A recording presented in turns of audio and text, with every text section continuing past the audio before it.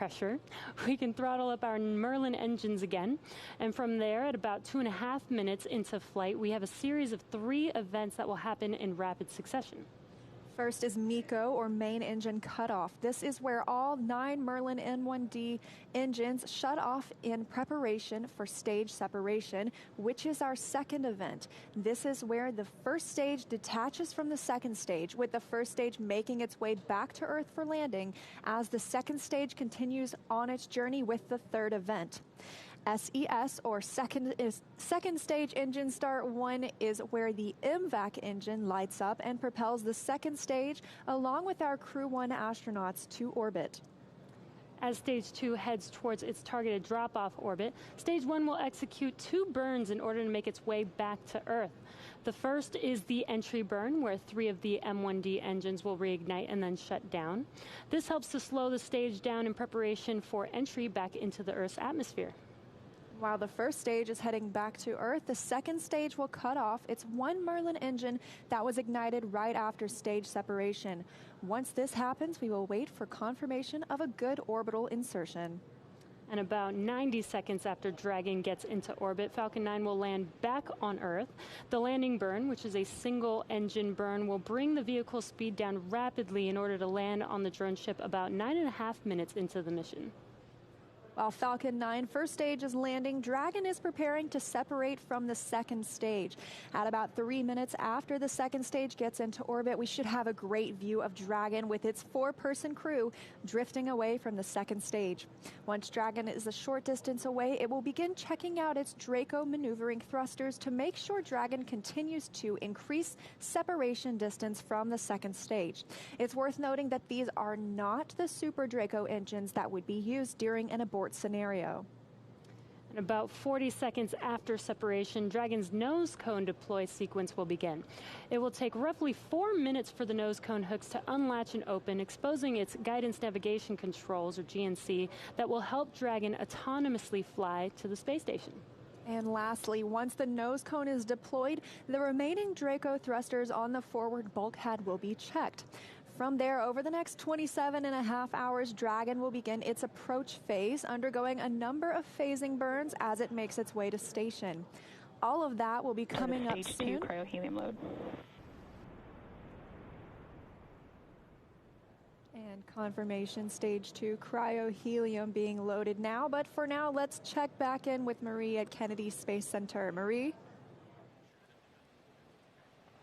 All right, thank you, Leah. If you're just joining us, we are now at T-minus 25 minutes, 5 seconds and counting from the second astronaut launch from U.S. soil this year, and the first with 4 astronauts aboard Crew Dragon. We want to go over to NASA's Garvey McIntosh. She is standing by in Japan to speak live with the president of JAXA. Garvey, are you with us? Yes, I am. Thank you, Marie. Hello, I'm here in Tokyo, Japan. This is Garvey McIntosh, and I'm going to interview JAXA President, Dr. Hiroshi Yamakawa. Dr. Yamakawa, konnichiwa. Konnichiwa. Could you tell us about the partnership between JAXA and NASA? Oh, thank you very much for your question. The U.S. and Japan have built a close relationship in the aerospace field for more than 50 years. And NASA and JAXA have been collaborating in many fields, including earth science, space exploration, human space activities, and aeronautics. Astronaut Noguchi participates in the Crew 1 mission as the first foreign astronaut on board a U.S. commercial spacecraft. This shows a trust relationship between the two countries. We recognize that this mission is an important milestone toward future international space exploration, and we will firmly support him from the ground. Thank you very much. Could you tell us a little bit more about today's mission and what the mission represents for Noguchi-san? Well, as the first Japanese astronaut on board 3 different spacecraft, Space Shuttle, Soyuz, and Crew Dragon, I'm sure he will play an outstanding role based on past experiences. Experiments on the ISS are expected to contribute to the advancement of people's lives on Earth. Protein crystal growth experiments in microgravity environment may lead to the development of new medicine. Japanese private companies are also getting to use the experiment module Kibo for the initiatives. We expect that we'll round the utilization of Kibo. Thank you. Thank you. And last question, looking a little bit towards the future, I know recently Japan, along with 7 other countries, including the United States, recently signed the Artemis Accords. Can you tell us a little bit more about the Artemis Accords and what that means for future space exploration? Well, last month in October, the Japanese government signed the Artemis Accords, representing the strong partnership as one of the first countries to join in the future international space exploration. Well, I think Japan has expertise in human and robotic space technologies accumulated through our experiences, TV and Hayabusa 2. And we continue to move forward with technical considerations with NASA and other international partners.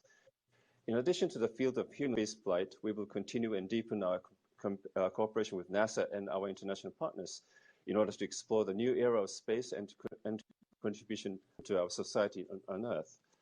Thank you very much. Well, thank you very much. Arigatou gozaimashita. Thank you for your time this morning, and I'll pass it back to you, Tamira.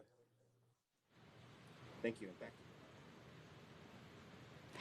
All right, so we just took a look at numbers across all of our social channels, and there are over 500,000 people tuning into this broadcast right now. And the hashtag #LaunchAmerica is trending at number 20 on Twitter, last time we checked. And Marie, Kate, Nicole, I've got some great photos rolling in, and I have a few that I just have to share right now. So take a look at this first one.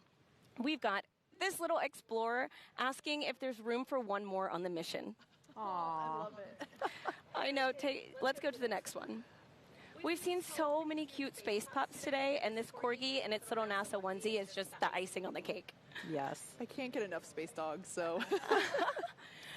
Okay, let's go next. How incredible is this little patriotic astronaut holding the flag? Now, y'all, this one definitely made me pretty emotional the first time I saw. Yeah. Okay, last one. Check out how awesome Kiana looks in her blue flight suit, and, I mean, wishing her hero, Victor Glover, well on his Launch America mission. So you've seen it there, and for those of you at home, thank you for sharing a piece of what this mission means to you with us. And in these final moments, let's check in with Shaniqua at Mission Control in Houston. Shaniqua, what's the latest? Thanks, Tahira. The space station team here in Houston is focused, and critical systems on the station continue to function normally. The teams have verified the command path from the ground up through the constellation of communication satellites to the station. Everything is nominal, and the station will be ready to receive Dragon tomorrow. NASA Flight Director Anthony Varia has been leading the operations planning between the joint NASA and SpaceX teams for the Crew 1 mission. And with the mission about to begin, he passed along this to the teams. No matter the spacecraft, our jobs remain the same. We will protect the crew, we will protect the vehicle, and we will perform our mission. We remain tough and competent. We operate with resilience. Anthony and team are on console here in Mission Control for launch and will be back tomorrow for docking. A reminder that a launch today will take about 27.5 hours to get to station. Docking Monday to the Node 2 forward port scheduled at 10 p.m. Central Time, 4 a.m. GMT. Once Dragon is fully docked to the station, the team here in Houston will assist the Dragon and space station astronauts with leak checks as they work to open hatches on both Dragon and inside the station's pressurized mating adapter. We expect hatch open to take approximately 2 hours after docking. That's it for us here in Mission Control Houston. I'll send it back over to the team in Florida. Marie? All right, thank you so much, Shaniqua. We are inside of T-minus 19 minutes until launch. So exciting. We started the day with 50% probability of launch, and now we're up to 80% chance of the weather cooperating. So we are so excited. I know we're going to be turning our attention solely to the pad and going over to Hawthorne to take us through the final count. But one thing that really stuck out to me earlier, and I wanted to mention, when Shannon was talking about her path to becoming an astronaut, she talked about how she was 4 years old when she decided that that's what I want to do. And it really stuck out to me because my 4-year-old daughter is watching and she's dreaming about becoming an astronaut. And it's so special for, I think, especially for little girls, maybe I'm biased, but to be able to have a role model like Shannon and like you, Nicole, because at the time when Shannon was 4 years old, women weren't astronauts. And what an amazing time to be in when little girls have women to look up to, and African-American children have Victor Glover to look up to and see that, they're represented and they can do this too. Yeah, and I think NASA and the world of space exploration, from the human spaceflight side for sure, has been, over the years just so progressive in understanding how this diversity is so important. And I love thinking about your 4-year-old daughter watching launch tonight and being excited about this. And I'm thankful to be here tonight with you two ladies kind of representing. I'm super excited. I have seen SpaceX launches before. I've seen shuttle launches before, but I've never been this close to the launch pad. And my palms are sweaty with excitement. And it's going to be incredible. Night launches here, they just light up the sky. And so I'm super excited, and I can't even imagine. I think a lot about Victor Glover this evening because, as we said before, this is his first time going to space. He has thousands of hours as a test pilot, like a super impressive resume, and this is his first time going to space, and I'm so excited for him to be part of this mission and get to go to the ISS after a long wait. Yeah, and that is a beautiful destination. Let me just tell you that the 4 of them are going to, do amazing work there. And it's been mentioned a couple times before, this partnership that we have that's allowing us to do such incredible things that are just ultimately about improving life on Earth.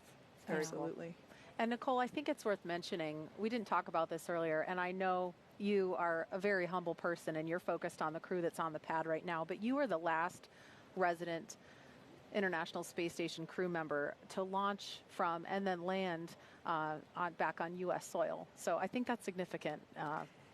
Yeah, as a shuttle crew member, and it's kind of weird to think that was that long ago, but I don't think any crew members goes into it thinking about what first or last it is. Yeah. But I'll tell you, having worked at Kennedy Space Center for 10 years as a NASA engineer, and to be able to support a mission like that and be here watching this tonight, really historic event, this is the place where we learn that there is a solution to every challenging problem. And in the words of a person I mentioned earlier, Mr. Honeycutt, here's how we can, not why we can't. And that's what we saw go on tonight as well. Absolutely. And with T-minus 15 minutes, 10 seconds and counting to liftoff, we want to focus in on the pad as we proceed through the final stretch of the countdown. We will turn it over to Hawthorne to take us through launch at 7:27 this evening, Eastern Time. John? Thanks, Marie.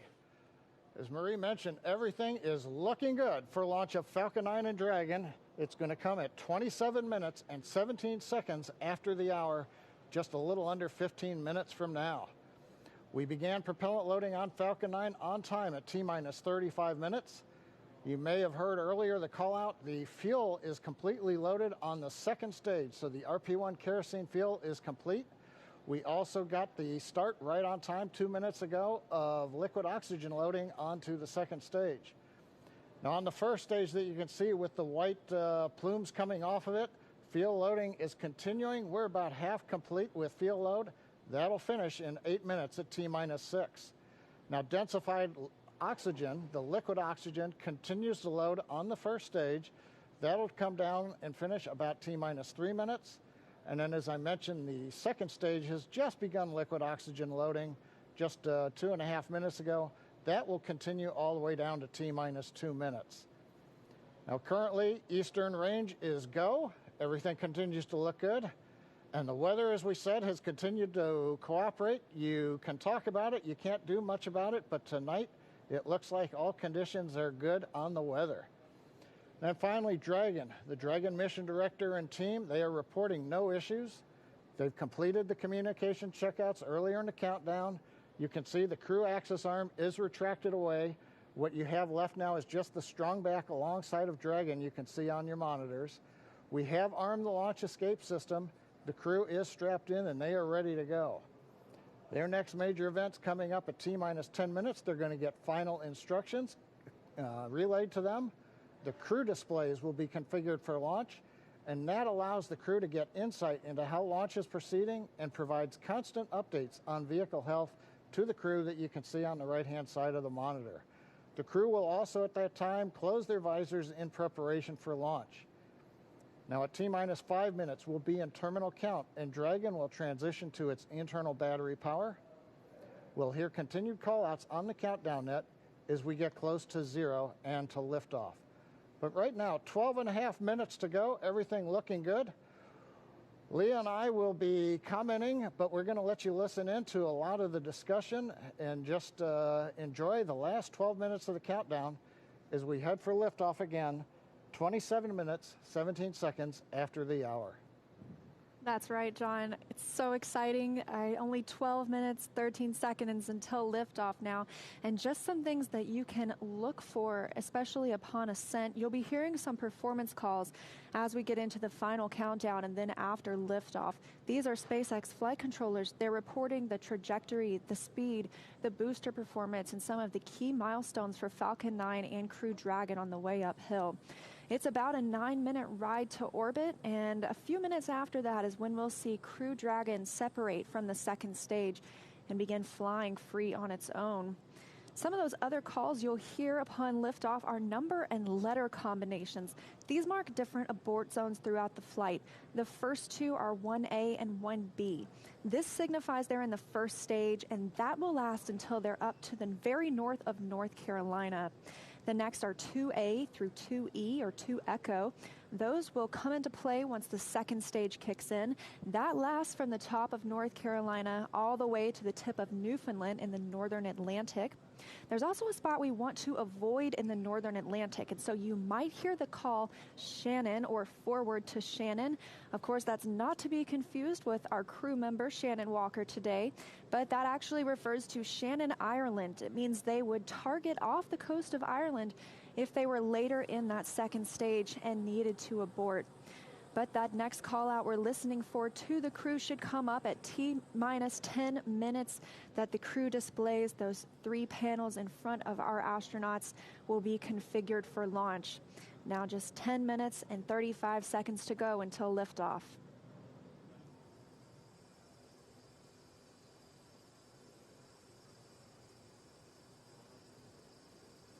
Also, as John and I mentioned, that stage 2 fuel load is complete. Stage 1 is at about 90%.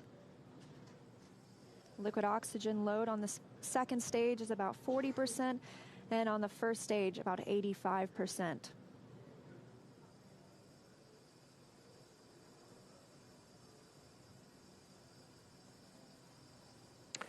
Dragon, SpaceX, confirm crew displays are configured for launch.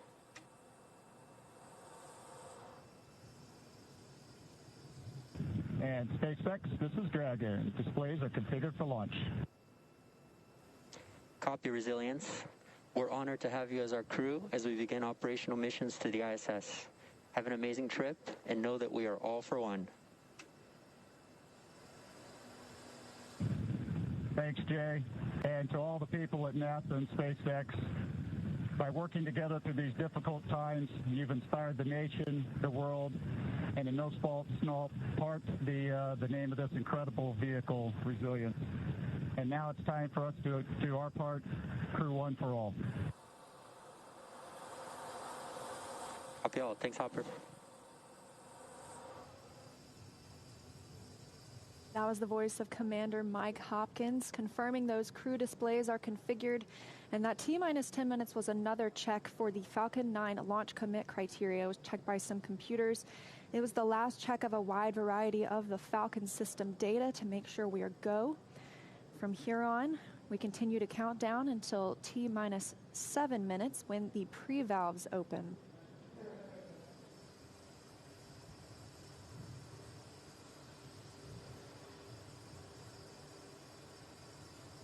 T-minus 8 minutes, 30 seconds and counting.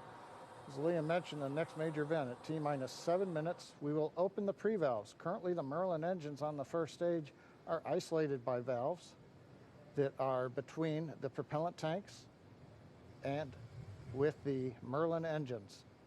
We'll open the pre-valves. That'll allow us to begin passing a small amount of liquid oxygen through the inlet of the turbo pumps. That'll chill them down to get them ready for when we bring the pumps up to full speed at T-minus 2 seconds. We want to make sure that the pumps are chilled so that there's not any opportunity for the liquid oxygen to possibly get in contact with a warm pump and turn into gas, something you want to avoid on a turbo pump. 7 minutes and 40 seconds now to lift off. We're still watching those fuel levels tick up, and in the first stage, we're almost at 100% of that densified kerosene. As we mentioned, second stage is full. First stage fueling should be complete for that RP1 at about T-minus 6 minutes.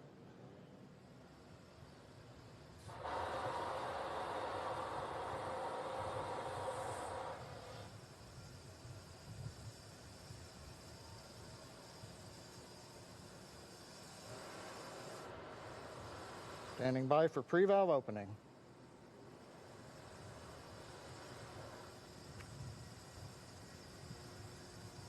Stage 1 engine chill has started. And there's the call out. Stage 1 engine chill has started. Indicates that we are opening the pre-valves. Liquid oxygen now beginning to flow slowly through the turbo pumps on the Merlin 1D first stage engines. Next call out should be in about 30 seconds from now. We'll be looking for stage 1 RP load complete. That's the densified kerosene, that fuel on the first stage, already full on the second stage, and we'll still be loading liquid oxygen up until about 2 minutes prior to liftoff on the second stage.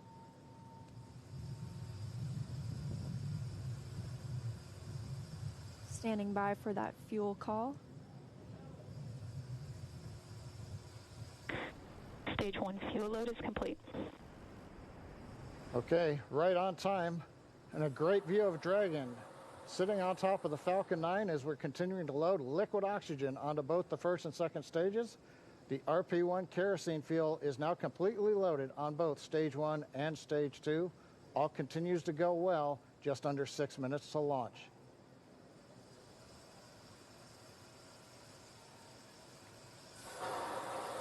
In about 30 seconds, we'll enter terminal count. Dragon's onboard computers will take control of the vehicle. Both fuel on first and second stage is complete, and liquid oxygen loading continues with the second stage at about 80%, first stage at 95%. Something else you might notice is water rushing the pad shortly before liftoff. That's to suppress the sound and keep any sound from imparting a load on Crew Dragon as it prepares to lift off. Dragon is in configure for terminal count. Dragon is on internal power. Falcon 9 propellant tanks are pressurizing for strongback retract. Good confirmation that Dragon is on internal power. And now we'll be looking for a major milestone before we launch today. That'll be the strongback retract. John, you want to tell us a little bit more about that? Leah, if we get a close-up of the Dragon at second stage. Strongback is retracting. We've heard the call out, strongback retracting. That's a two-step sequence. First, there are clamp arms around the very top of the second stage. You can see one of them just above the gaseous oxygen vapors coming out of the second stage. Those arms will open up, and then just inside of T-minus 4 minutes, once the arms are released, we'll begin to retract the strongback alongside the vehicle. It'll move back 2 degrees in position, and by about T-minus 3.5 minutes, we ought to be finished with that. The strongback will retract to 45 degrees away from the rocket once we hit T0 as part of the liftoff sequence.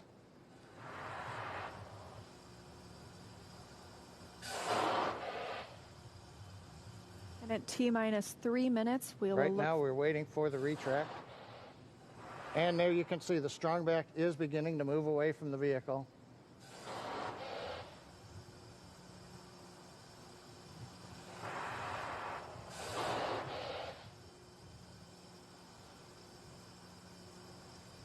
And it looks like we are just about into the required pre-launch position just a couple degrees away from the Falcon 9 and the Dragon capsule. But right now, T-minus 3 minutes, 8 seconds. Everything continues to be go on Dragon and Falcon 9.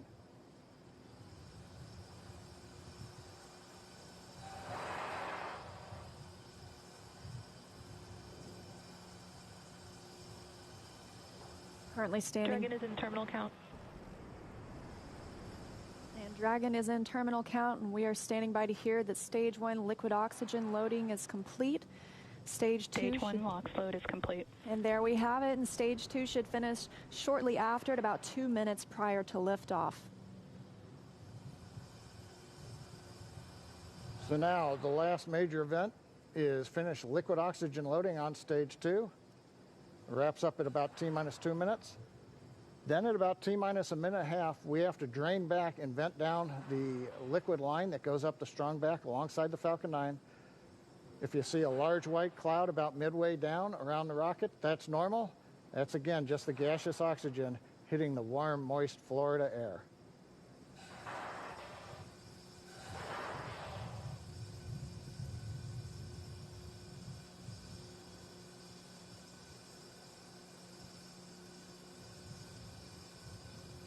Stage 2 LOX load is complete. Dragon is in auto idle. And good calls that Stage 2 liquid oxygen load is complete. That means we have full fuel on the first and second stages, that densified kerosene, and we're full of the oxidizer. Liquid oxygen on the first and second stage as well. Now just a minute and 20 seconds until liftoff today. And as you can hear those sounds, like Soichi Noguchi said, the vehicle is alive. Coming up in 10 seconds, we'll look to hear that Dragon is in countdown and Falcon 9 is in startup.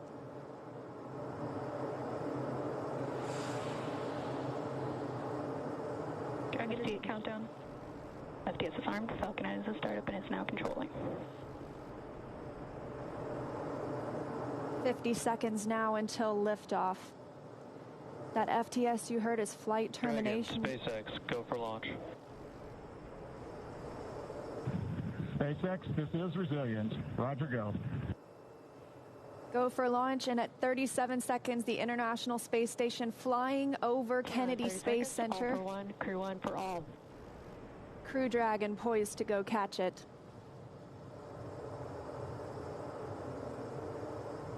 20 seconds till liftoff. T-minus 15 seconds. Falcon 9 is configured for flight. 10, 9, 8, 7, 6, 5, 4, 3, 2, 1, 0. Ignition. Liftoff. And resilience rises. Not even gravity contains humanity when we explore as one for all.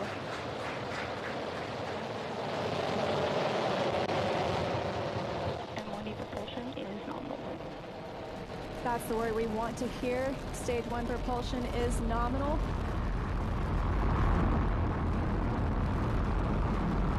As 30 seconds into this historic mission, flying crew on board Dragon and Falcon 9. Stage 1 is preparing to throttle down.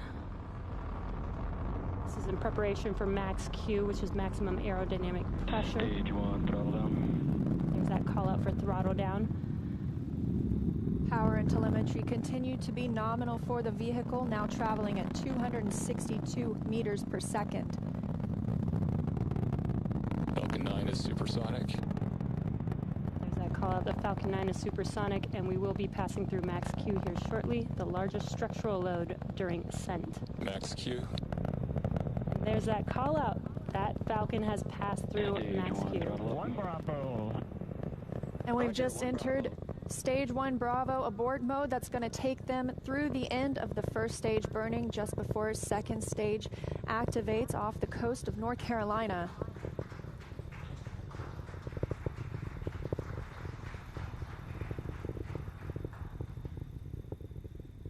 T+1 minute and 40 seconds into flight. Dragon and Falcon 9 traveling 709 meters per second. That call that MVAC chill is underway, the Merlin vacuum engine. Now with the call out of MVAC-D chill-in, similar to what we saw in the first stage Merlin engines, the second stage engine being prepared for its ignition coming up in just over 30 seconds from now.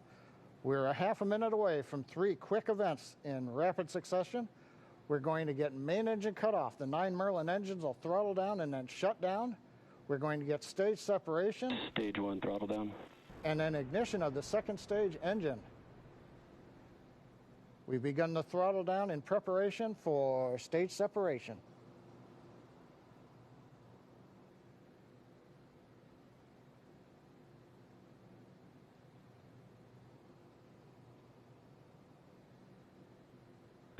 And we have 2 Alpha. Stage separation confirmed.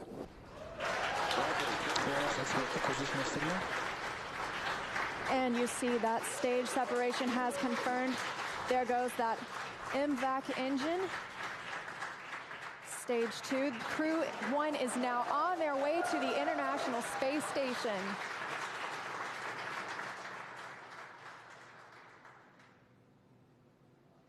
On the right side of your screen, you see stage 2 continuing to burn. Over on the left-hand side is stage 1 preparing for its return to Earth. Currently on the left side, you can't make out much. It's a couple hours after sunset in Florida, but the grid fins have deployed on the first stage. The first stage is now unpowered, but with the velocity it had, it continues to coast up to an apogee before it begins to descend back into Earth's atmosphere.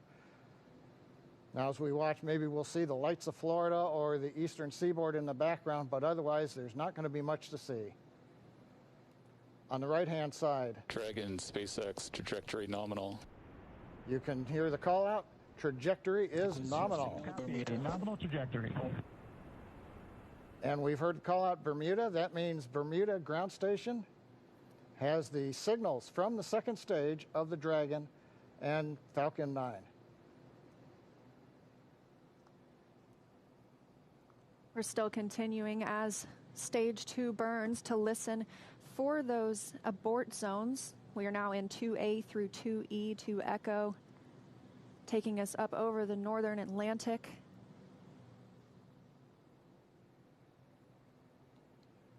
Right now you can see the second stage engine glowing with the standard red that we have come to see over all these missions. Indicates everything's looking good. Power on the MVAC-D engine continues to run at 220,000 pounds of thrust in the vacuum of outer space. Dragon, SpaceX, trajectory nominal. And trajectory nominal. Copy, nominal trajectory. And we hear the reply from the crew acknowledging we have a nominal trajectory. Dragon made it to the Falcon 9 second stage, heading into the low Earth orbit, where Dragon will then separate and begin its trip the rest of the way to the space station. We'll be looking for SECO, second stage engine cutoff, coming up at 8 minutes and 48 seconds after launch today. So about 3.5 minutes from now, Dragon and Falcon 9, second stage, currently flying 2,979 meters per second. Now currently the first stage has begun its descent. It is through apogee. It's beginning to come back down where it... Coming up in another couple of minutes, we will have the entry burn, where we begin to slow down the first stage. SpaceX, trajectory nominal. Copy, nominal trajectory. Another call out, another nominal trajectory, just what we love to hear. That voice you're hearing on board Dragon, that's Commander Mike Hopkins, speaking for our 4-person crew as they continue their journey now 6 minutes and 12 seconds after liftoff. Trajectory still nominal. And Leah, you can see on the indicator altitude, 201 kilometers. We're now beginning to essentially level out and pick up velocity to get us into low Earth orbit.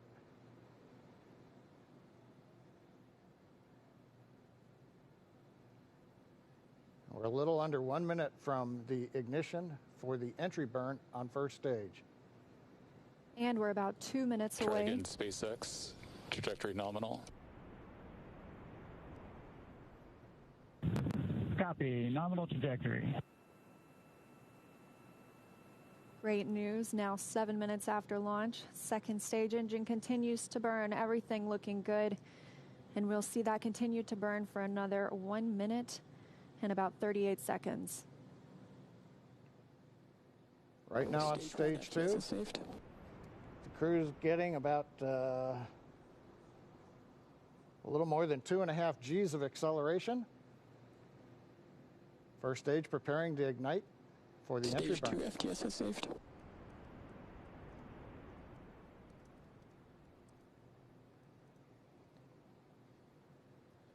And we've got ignition of the entry burn, center engine, followed by the other 2 restart engines. First stage now getting ready to re-enter the Earth's atmosphere. This is about a 29-second burn, and it's designed to slow the vehicle way down. We're going to shed about 70% of the velocity of that dropping first stage by the time this landing burn completes. I should say by the time the entry burn completes, which is now over. First stage on target for the drone ship in the Atlantic Ocean. Meanwhile, we're watching second stage getting close to getting into orbit. That's right. We've got about 30 seconds more. Internal guidance. And now just about 20 seconds more of stage 2 continuing to burn until we see second stage engine cutoff, or SECO. We'll coast for a few minutes afterward to allow the rates in motion to... Roger, Shannon. There's that call for Shannon. That's Shannon, Ireland, an abort zone, but it looks like we continue smoothly to orbit today.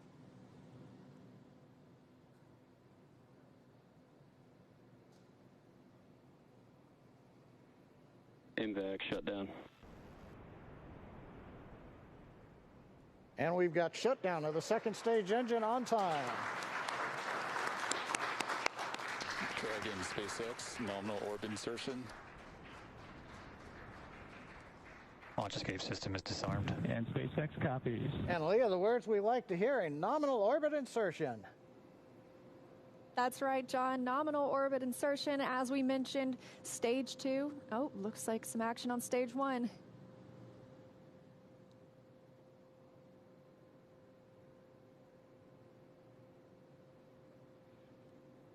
And I believe we've had a touchdown on the drone ship. We've got stage 1 has touched down on the drone ship in the Atlantic Ocean.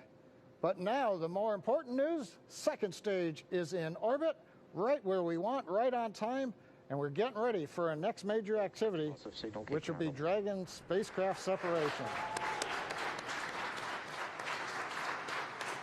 Now, currently on the second stage, we are essentially venting pressure, purging the engine out, making sure everything is quiet in preparation. Take a look. That's inside Crew Dragon right now. Our Crew 1 crew now coasting in low Earth orbit, still attached to that second stage. In just a couple of minutes, we should see that second stage separate, and Crew Dragon will be flying free. Leah, the mission timer shows 90 seconds to Dragon separation.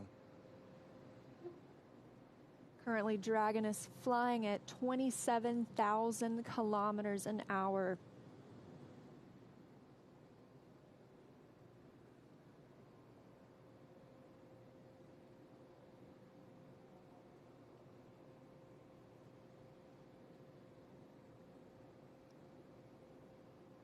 And we're T plus 11 minutes since liftoff today, waiting on that second stage separation. But as you can see, our astronauts from left to right, Shannon Walker, Victor Glover, Mike Hopkins, and Soichi Noguchi, now on their way to the International Space Station. First trip to space for Victor Glover. Acquisition of signal in Newfoundland. And that call out, acquisition of signal in Newfoundland. That means the Newfoundland ground station is now receiving telemetry from Dragon. This view inside Mission Control Hawthorne. Teams continuing to monitor the vehicle now traveling at almost 27,000 kilometers an hour.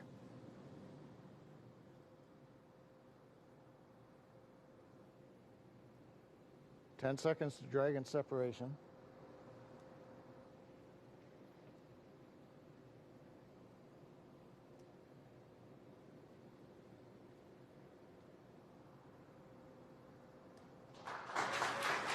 Dragon separation confirmed. And separation confirmed. You can see that second stage departing. Crew Dragon leaving it behind. Separation confirmed. Now 12 minutes, 25 seconds into today's flight. Our next thing we'll be looking for is nose cone deploy. Our hooks will start to open on the nose cone and reveal those forward thrusters underneath.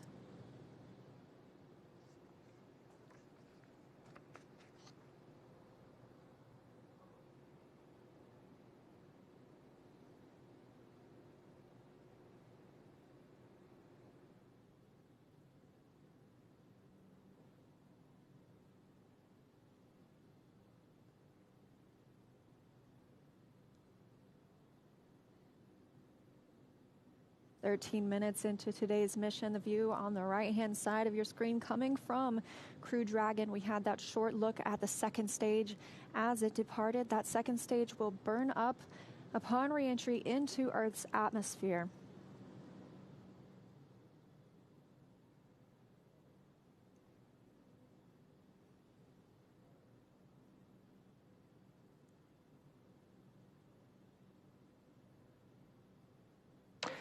Dragon SpaceX, we see nominal service section Draco checkouts and the humidifier activation. And SpaceX, this is Dragon. We copy all, and we see the same. Confirmation from teams on the ground and the crew. You can see them monitoring those 3 display panels, monitoring their journey to the International Space Station and where they are in the world right now, or over the world, I should say.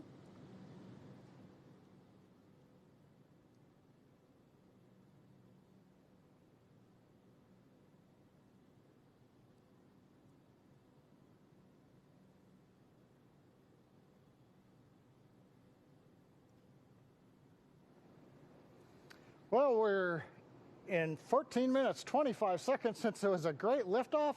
Everything happened. We had a nominal insertion into low Earth orbit. You saw Dragon separate. We got the Draco checkouts were good. And right now we're hearing the nose cone hooks are opening up. Everything is happening right per the procedure. And we've got Crew 1 successfully on orbit. So with that, let's head over to our counterparts at Kennedy Space Center. Marie, how was that launch for you all there on the ground? Oh my gosh, John, it just took our breath away. I mean, we could just turn right around in our seats and watch. We got up away from the desk to get a better look, and then we actually could see the booster coming back down. Yeah, that was outstanding. Outstanding. And I don't even know what to say. High five. We're like high-fiving through the shield here. High five. My husband texted me a picture of my daughter watching liftoff. It was just, I'm emotional. Seeing that, and we went on the first attempt. How often does that happen in human space flight? I'm very happy. It has been a long day, but just to be able to stand there and actually feel the rocket pounding the air around you was just incredible. And then looking at the light too long, I couldn't see the MVAC ignition, so I still have spots in my eyes.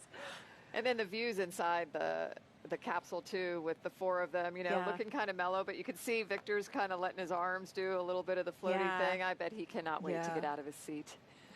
Well, he's going to get a chance to here shortly. So he's officially on his way on his first space flight. So Incredible. Victor, Mike, Shannon, and Soichi are now on course to arrive at the International Space Station just tomorrow, Monday, November 16th, around 11 p.m. Eastern Time. And we're going to stay live on air for continuous live coverage along their entire ride to station. Though our coverage here at Kennedy Space Center will conclude, we're going to turn it over to the teams in Hawthorne and Houston to take us through the next phases of the Crew 1 mission, all the way through hatch opening and a welcome ceremony for the crew.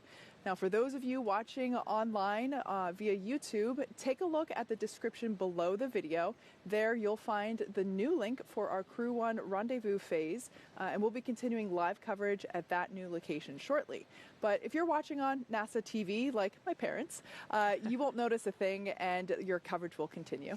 That's right. And as you follow along, we also invite you to tune into a post-launch news conference at 9 o'clock p.m. Eastern Time, right here on NASA TV, where NASA and SpaceX will take questions live. And in addition to NASA TV, of course, you can always follow along on Twitter at @NASA and nasa.gov for continuous mission updates. We thank you all so much for watching. To all of our commentators, Nicole, special thanks to you My for being pleasure, here. ladies. Let's do it again. Oh, please, yes. Well, we'd love to have you back. Here now are some highlights from the incredible journey that's just begun. Here's our first live look inside the suit-up room. Crew Dragon Commander Mike Hopkins was born in Lebanon, Missouri. Pilot Victor Glover is a native of Pomona,